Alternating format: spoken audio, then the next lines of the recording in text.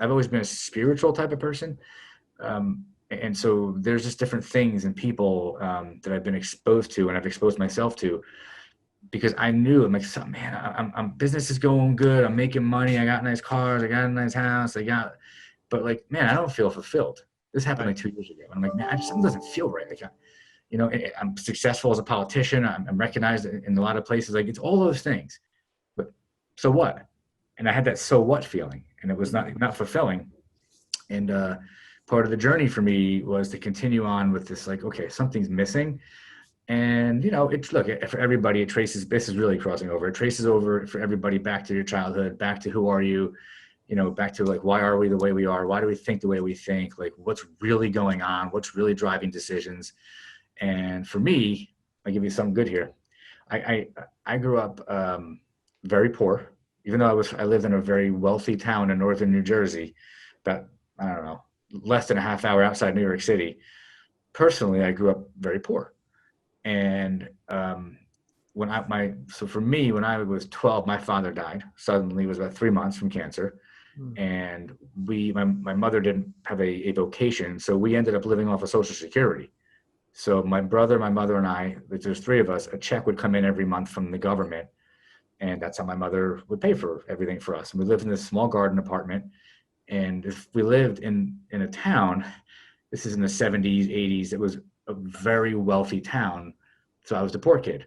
So I grew up around all these wealthy people. I had wealthy friends. I saw these lifestyles and I'm like, what? I don't even understand. Like, what's going on here? And it could do one of two things. It could bum you out and it could ruin your life, or it can motivate you and it can kind of twist and turn you in a way where, okay, I want something that I don't have. And so for decades, I was driven by like this wanting.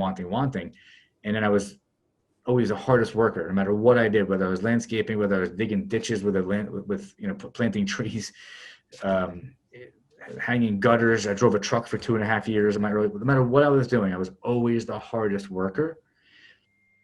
That I Wow. can't tell you where that came from, other than the fact that if I wanted a bike when I was 12 years, 13 years old, I had to work to go buy the bike. Nobody was giving me that bike. Right. It does do something to you. That what the flip side is, you get to be like me. Now I'm in my late 40s. When you work and you run and you don't stop running for 34, 35 years, it's this constant running. I reached a point where I'm like, oh man, what am I running to? Or Right. what am I running from?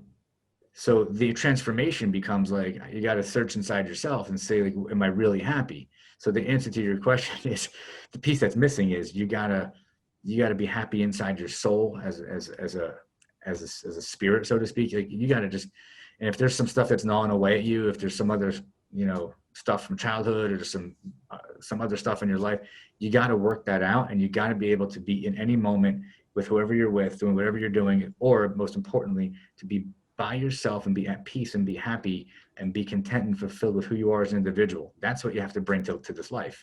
And Mm. that's what you have to bring to your work, to your business, to your relationships with your wife or your significant other, to your children. That is when you walk into a room and somebody has a glow and somebody has an energy and you're just kind of like drawn to them. That's what it is. That's what I think it is. So I worked on that for 2 years. I'm still working on it deeply, and it's amazing. And if you talk to people that even knew me a year ago, this I get a lot of feedback from people like, "What happened to you? Like, Mm. what's going on? Like, what?" And it's interesting that that law of attraction is a real thing.